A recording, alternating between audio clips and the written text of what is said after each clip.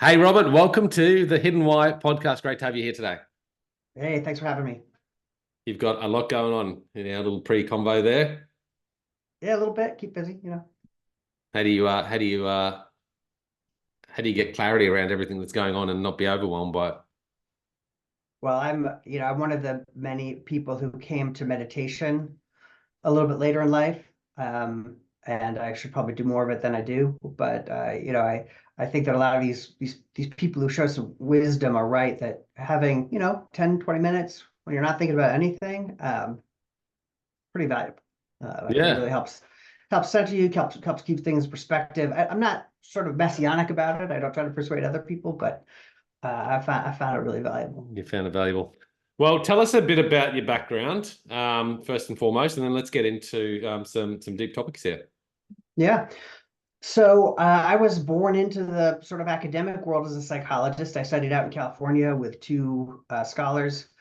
The discipline we style ourselves evolutionary psychologists. So that's a field where people try to apply insights from Darwin and evolution by natural selection to understand human behavior. An important part of it is it takes very seriously the fact that humans are evolved creatures and our minds are sort of computation devices. So it takes the cognitive view very seriously. So I started out there, I got my PhD in 1998 at Santa Barbara. And then I spent a couple years with economists, which had a really big effect on me. I Hmm. spent 2 years with economists at the University of Arizona with Vernon Smith, who after I was in his lab, he would go on to win the Nobel Prize. And then Yeah. another couple years I spent with a little bit of more economists, but then a couple years with anthropologists, a guy named Rob Boyd at UCLA, also had a tremendous effect. Then I went to the University of Pennsylvania, where I took a job in the psychology department, and mostly pursued areas of group cooperation, morality, and to some extent, some of the things which I hope we'll talk about, which is the human experience. So, where do our feelings come from? Why do we have them? What are they doing there? And how does knowing that maybe help us out a little bit? Right Yeah, right. now, yeah, I hope so. Right now, I'm running a Yeah, little Substack called Living Fossils. That's where I get that's where my creative energy is being focused. cool. And I also, run a nonprofit. Anyway, that's the background. So here I am. Yeah, Like I said, lots going on. You got a couple of books yeah, out there as well. Why Everyone is a Hypocrite, to name one of them. And yep. you've also got the hidden agenda of the political mind, which is of interest too for a lot of people at the moment with the elections coming up, both where you are and where we are here in Australia. Oh, yeah. Um, and this new idea we were just talking about, phenomenology. It's a hard word to say, isn't it? Phenomenology. Um, all about the human experience. Tell us a little bit about what this genre is. I mean, has it been around a while? Well, yes and no. I mean, if you could say that in many ways you could trace it all the way back to Aristotle, who thought about the human experience and what it was like to be conscious, and then certainly, the serious philosophy in some sense in the Western canon comes along with Descartes trying to think about, I mean, he thought, therefore he was. So that was all about his thought and his experience of the world.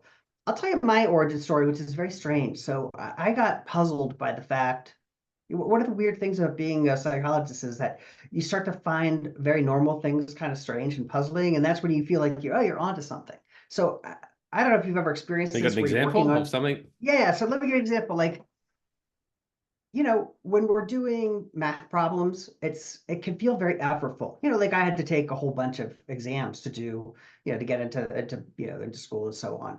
So on the one hand, like it could be very unpleasant to have this experience. On the other hand, you have something like Sudoku. I don't know how big that is down under, but Oh here's yeah, I love still it. pretty big. Yeah.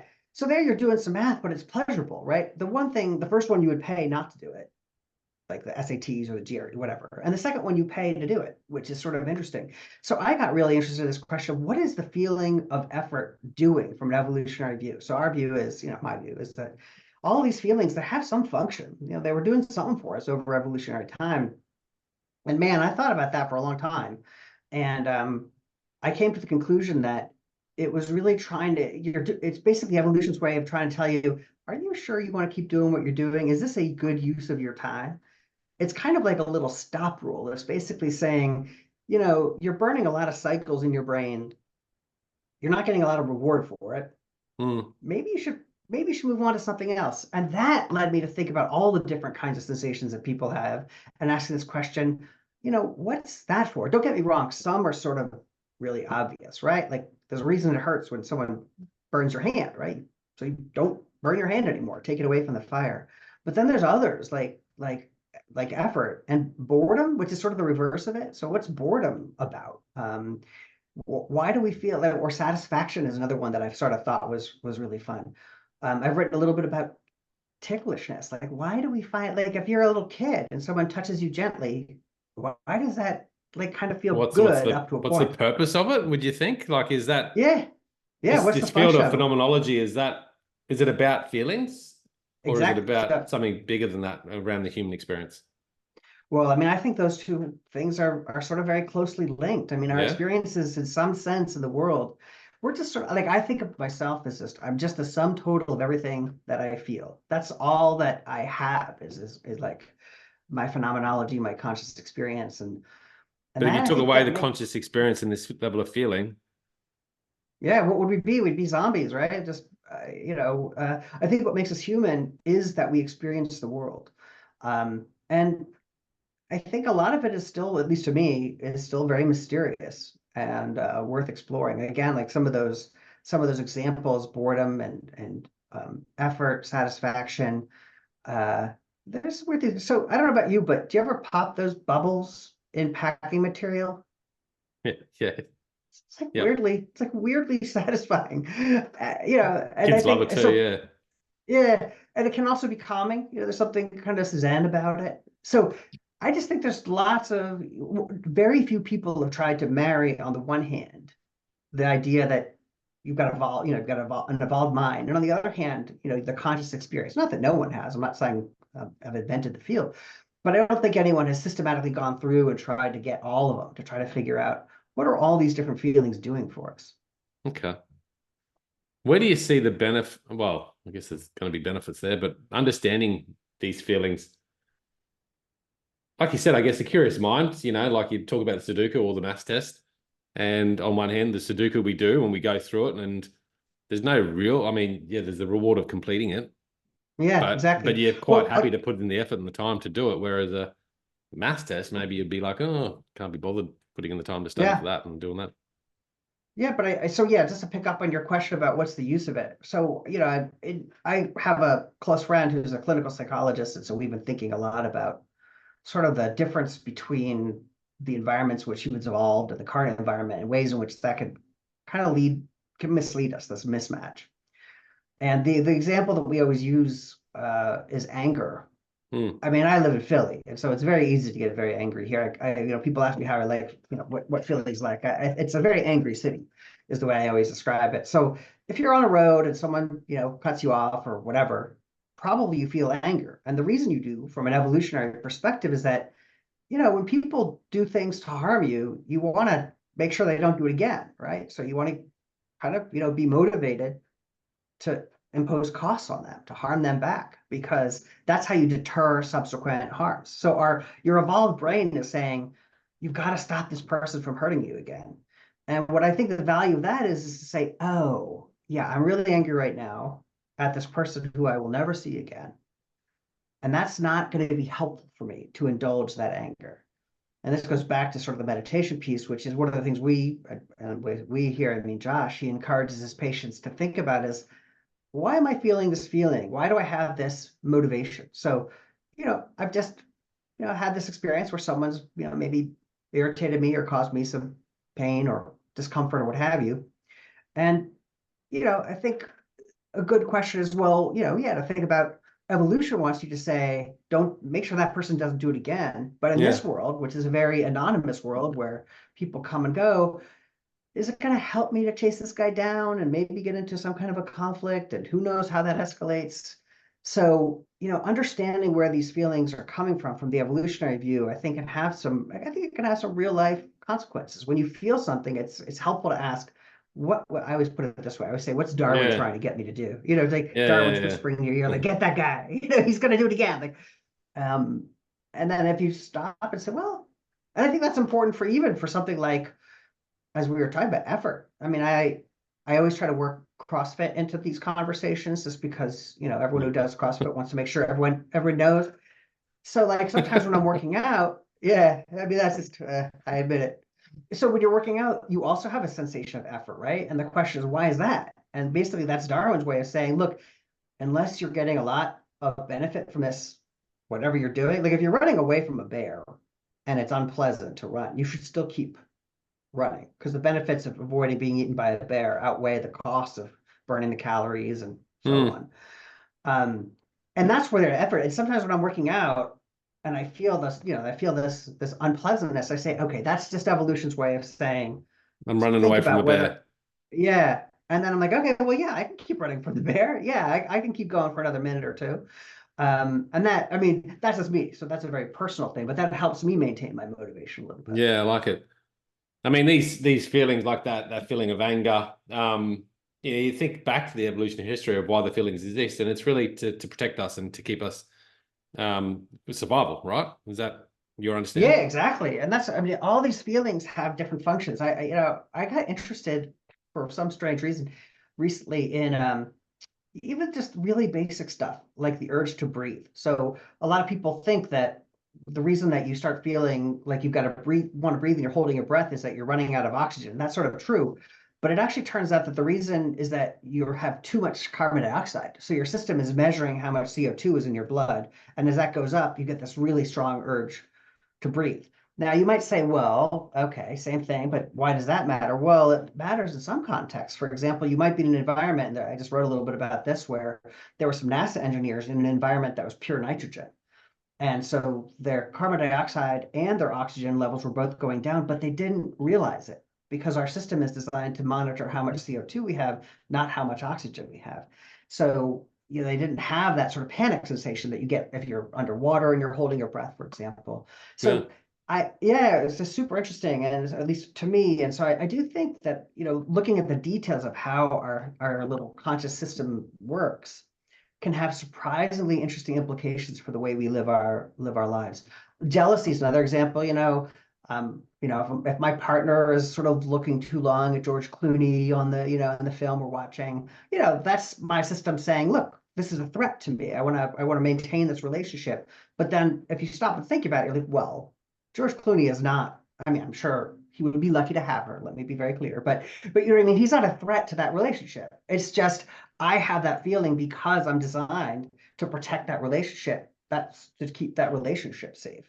Yeah. And so, yeah, so I'm saying. They're really a good way to put things in context. And I guess as a psychologist or in the field of psychology, dealing with people that are having these feelings that really do, they're not constructive to their life, They actually Yeah, put them in exactly. a spot where they're every day irritated, bothered, angry, feeling, about the world and life. And I think there's a lot of that right now. Yeah. Yep, sorry. I was just gonna, yes, I don't mean to, I was just gonna say, so my co-author, Josh, on fossils, this also has an implication in the clinic, in the lab, in the clinic, for patients. And so, you have people coming in and say, I'm feeling a little detached from my social world, and and that makes me a little bit sad.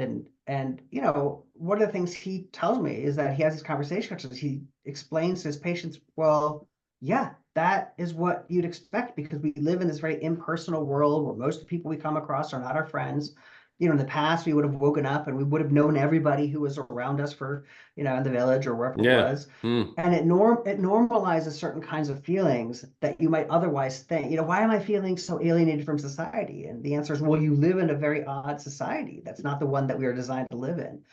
That can be helpful to patients to say, oh, this is not pathology. This is not, I'm having an unpleasant reaction. Yeah, but a normal unpleasant reaction because of the mismatch between the way I live today and the way our ancestors lived in the past. Well, yeah, and like you said, like the cutting off example, I mean, it's a classic example, isn't it? Someone cutting you off in the car and you're getting angry over it. And it's kind of novel or humorous, really, to think about. You say, why am I feeling that way? Like, kind of silly, isn't it? And when you think of it like that, you sort of that feeling can dissipate really quick. Yeah, I think that's exactly right. And the reverse too. I mean, you know, um, public speaking is extremely anxiety provoking for many Yeah, people. I And, know. and so one way to think about that is, well, under normal circumstances, if you've got a big audience in front of you, there's pretty big social stakes because people are going to draw some inferences about who you are and how articulate you are and how well you do under pressure. And so, and of course, over time, people have developed little ways to, imagine the audience upside down and naked or whatever it is that people do. Um, but I think it's also helpful to think, okay, yes, I understand why evolution is making this stressful for me because you want to devote a lot of attention in a high stakes situation. But by the same token, many of these times it's not as high stakes as your body thinks it is. It's your whole physiology is telling you, oh my God, I'm in front of 100 people, and in 20,000 years ago, that's all there were around you is maybe 100 people. But now there's billions of them. And again, that helps us to sort of normalize the feelings and might lead, at least to some extent, towards tamping them down a little bit and keeping them in perspective. So not letting the feeling overwhelm us. Yeah, exactly. And I think for me, in the CrossFit case and some of the other cases, I don't know, I find it helpful to sort of think, oh, this is why I'm having that sensation. This is the explanation for it. And that somehow it takes some of the blood out of it, at least for me. It's interesting, isn't it, when you talk about CrossFit or just working out, going into it, you sort of go, oh, you have the feeling like, I don't want to go into this. And if you think Yeah. about your example, then you're like, well, yeah, you're not going to put yourself in a chase from a tiger, are you? Yeah. But then when Yeah. you're doing Yeah. it, you get all those feelings and chemicals and endorphins rushing through you that it feels good and you keep going. Yeah, exactly. And of course, then there's the game aspect of it, which is another thing that I think is very puzzling, is how much people enjoy games and puzzles.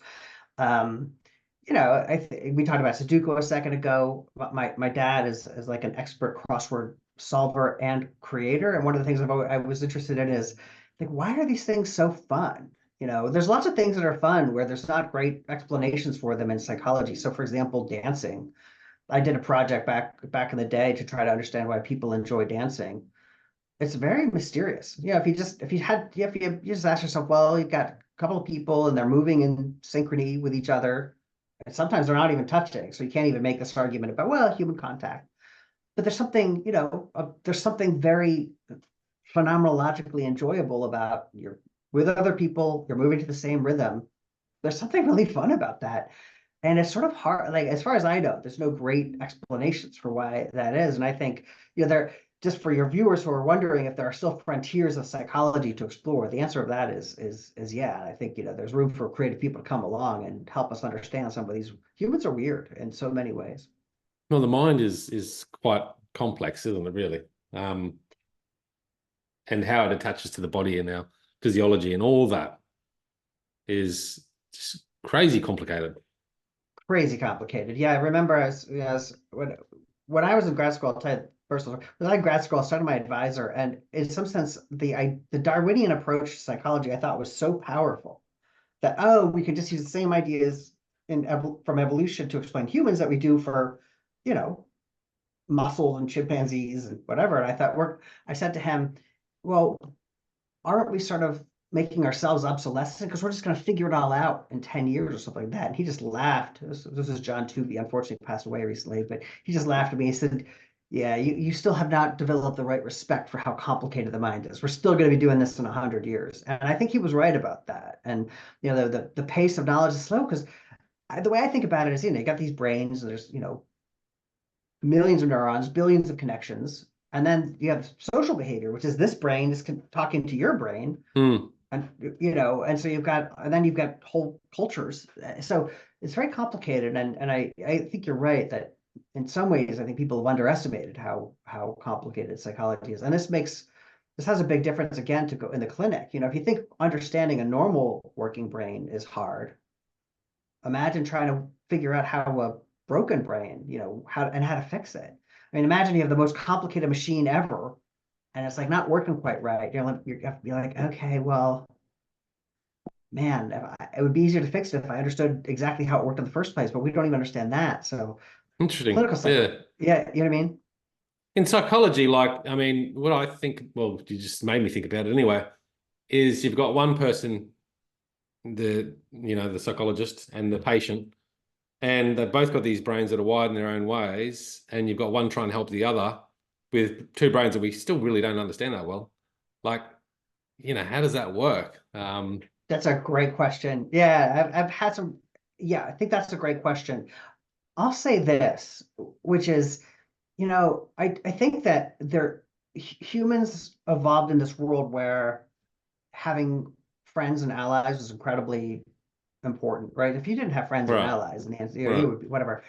I think when people get into the clinic, they sort of have this experience of having someone who is almost like an unconditional friend, Yeah. someone who's, they might Someone's challenge there them a little. listening, and yeah. Exactly. Then and it's not going to say, it's not going to take them to task. You did what to who or whatever. And I think again, going back to the sense of phenomenology, is that puts our mind at rest to have at least one contact, a sort of an unconditional friend. It's almost like having, another family member. And so I think the experience in the clinic is often one where, so let me just, if you go into psychology today, the website, you'll find, I don't know, dozens of so-called modalities, right? There's horse therapy and talk therapy and psychoanalytic therapy and, crystal therapy, whatever. Yeah. And, there's this really great research that shows more or less, in many cases, these therapeutic modalities all have basically the same effect, which is small, but not nothing. There's a couple of exceptions. Cognitive behavioral therapy is a bit better than some of the others. And then you want to say, well, wait a second. How can all of these techniques give you roughly the same outcome? Like they seem really different, like horse therapy, crystal therapy, and cognitive therapy. Those are really different. But maybe what unites all of them is the fact that there's the relationship you just talked about between the clinician and the client. A relationship where there's someone to listen, and maybe they're going to listen to you and they're going to talk about their particular thing, in terms of their therapeutic technique. But like having one kind of social contact and unconditional friend, maybe that's a source of a lot of the benefit that people get from being in the clinic. And that's why they're all basically having the same effect, is because it's not what the person's saying. It's not that they're sitting there saying, well, what you need to do is, challenge your boss gently but firmly and tell them you're not coming in on Saturday or whatever it is. I don't know what it is. It's just, yeah, tell me about your boss. Tell me how he's a jerk. Yeah, he's a Yeah. jerk. I mean, Yeah. yeah. And from your brain's point of view, you're like, oh, cool. Someone else thinks my boss is a jerk. That's comforting. Someone's on Yeah. my side. I like that. Yeah. And so this sort of sense of sides, I think, is a huge part of human psychology. Just a platform to be heard.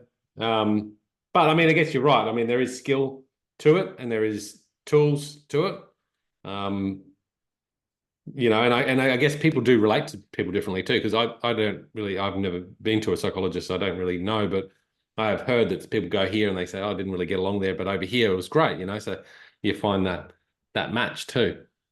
Yeah, and I didn't mean to say there's not differences in skill among therapists. I mean, I'm very lucky. I have a couple of friends who are incredibly skilled therapists. But I think you're right, is that my guess, if I had to guess, would be it's a little bit like, I don't know if you ever met someone and you just feel like, oh, this is definitely going to be a friend of mine. We just resonate. There's something about it. My sense is that this happens in the therapeutic relationship too. There's some where you're like, oh, I get this person, they understand me. And the reverse, which is, we just don't share certain values, or we don't share certain kinds of ways of communicating. Hmm, hmm, And hmm. and so what that It's going to suggests be is that, the, yeah, you're sort of like testing the different therapists for not necessarily for the one that has the best technique, although I'm sure that's important, but a little bit of who matches me in terms of who's going to be a good ally in my social life. One of the things that I found interesting in psychology is that, very few people think of friends in the same way they think about allies. Friends, it's weirdly understudied in psychology. There's a whole close relationships literature, but a lot of that, is about family members and so on. But I think one way to think about it is we're going around the world looking for people who are going to be on our side, and I think therapists often are sort of playing that role. yeah, yeah. Well, we're looking for that culturally now, aren't we, in society? This idea of sides is becoming more paramount, right? You're either there or Oh, you're over true. there, and if you're over there, well, don't like you. Oh, totally. Which is, yeah, I think that's a really good insight. And I don't completely understand it, but certainly in this country, again, I confess I'm pretty innocent when it comes to Australian politics. But certainly in this country, and that's right, that this tribalism has really become shockingly important. And I think that helps to explain why people are sort of endorsing ideas and slogans and so on that signal which kind of group they're in, is for exactly the reason that you're alluding to. You want to say, oh, no, I'm a good group member. And so if the group thinks this and is on this side, then I'm going to take that side. And you might not know anything about it. One of the things that, I think has been jarring to me, I mean, it's not scientific evidence, but you have people go into protests and you have stick a microphone in someone's face and you say, oh, what do you know about this cause that you're protesting? And you ask a couple basic questions, and it's clear the person has no idea. Yeah. So it's not that they thought about it and they said, oh, this is the position I'm taking. They're there because they want to signal, I'm on this team. Like, this is the group that I'm in. I'm with you all. I don't know what you think. And that is an interesting, to me, such an important issue right now, because if people are just tribal as opposed to thinking through these interesting policy questions, that doesn't seem. Yeah. It's kind of like going to a sport game and you're cheering for your team, but you're booing for the other team, and that guy over there that's cheering for the other team, you don't like him. Yeah. Yet afterwards, you could equally go to a bar and be best friends. Oh, exactly. Yeah, and I think that last piece you just put your finger on is important, which is that people, the thing about so-called in-group love or tribalism or group loyalty is that particularly now it has this out-group hate to it in a lot of our political dialogue. So it's not just I love my guys, it's that I hate you guys. And not only that, but I don't just hate you, is that you're the language of morality that has been layered into the political discussion. It's not that I disagree with you, is that you are bad for having that point of view. And that is dangerous, it seems to me, when we moralize the tribal identities. And again, right now here in the US, we're having our, one of our national conventions. And so we're seeing this kind of language on the national stage. And I'm not saying it's one-sided. Of course, both sides do it. But this idea that, I don't disagree. It's more about how you are a bad person. I think that is a very unpleasant aspect of the modern world. And Yeah, make a good point. I think not it's that become, and you probably touched on this, but too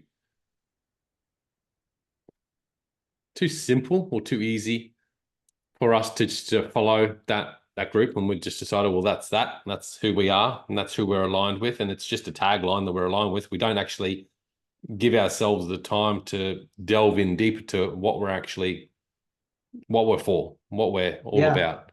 You're just saying that's me and that's it, and then creating this hate over just that simple thing. It's like getting angry over that guy crossing you off in the road. I agree. And, that takes us back, because I'm puzzled about this. I do find it puzzling to have people, when I think about people out there, protesting, and then it turns out they don't really know what they're talking about. I've asked myself, why is that? And I'll just tell you this one, I have a friend, love him to death. But one of the odd conversations we have is, he'll say, I don't understand this argument that you're making, but I know that you're wrong. And I just feel like, well, hold on a second here. So like, the first thing means you can't possibly know the second thing. And and this goes back to the point about effort, which is, look, we're all busy, and it's a pain to learn about stuff. I mean, knowing in the modern moment, here, what are the big issues, right? I mean, we just had some people chime in on some new economic policies they want to implement. Obviously, we have conflict in the Middle East, and going back to this point of effort, it's effortful to learn new information. And part of the reason that it's effortful is because, and here's what I really think about the sense of effort, is that I suspect that the effort that you feel really does depend on what you think the next best thing you could be doing is. In economics, we call this the opportunity cost. So right. Yes, I've heard this. Yeah.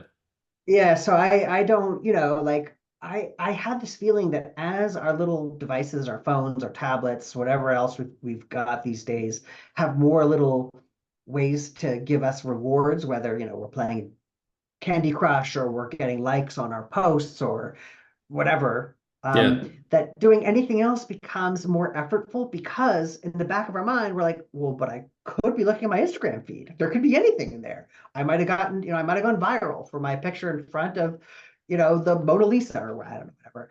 And so that's super interesting to me because if effort has to do with this possibility that we could be doing something else more psychologically rewarding, then this problem is just going to get worse. Mm. Because as companies work hard to deliver fun stuff on our devices, then the opportunity cost of doing whatever we're doing now gets higher and higher because they're feeding us this like incredibly tempting stream or thread or whatever you want to say. That to me is also scary. My John Haidt is not a psychologist. You might have heard of him. So, he's talked a lot about what are phones doing to the most malleable minds, adolescent minds, young minds. Yeah. And, and his view is, nothing good, basically. And he's made a strong case. I think the jury's still out, but he's made a strong case. But imagine I can't even imagine if I were 13 right now and I had the vocabulary of video games and experiences, I would never leave the house. We're too tempted. And so, and by that, I mean, look, our brains are constantly asking this question in the background. Could I be doing something more interesting? Like, I don't know if everyone has experienced this, right? You're at a party and you're talking to somebody, but not the person you want to talk to. And it's sort of, then the conversation doesn't feel as interesting. You're like, well, could be talking to them. Yeah. And this is a way when evolution, I think, has really hurt us because we're Yeah. constantly, ruminating on Yeah, yeah, yeah, alternatives. yeah. It's doing the total opposite of what it's supposed to do. I was going to ask you that question about how our feelings drive us. And yeah, sometimes we have a feeling that drives us to do more of what we should be doing, the good thing, the common sense stuff. But then often we have the times of doing these things based on our feelings because and it actually leads to being not so good for us, bad for us. Like playing those video games on your phone constantly. I don't think it can be a good thing. For some people, they make a lot of success out of it and money and all that sort of stuff. But for the most, it's not a good use of time, in my opinion. I agree with you. And that it's tricky because, again, as you know, now I spend time with economists. I'm a big fan of capitalism. But when I think about the rewards that companies get for figuring out ways to have us spend an extra half a second on that phone, an extra half a second on your site, they're tremendous rewards. So we're living in this world where companies are constantly trying to farm our attention and they're getting better and better and better at it. To me, that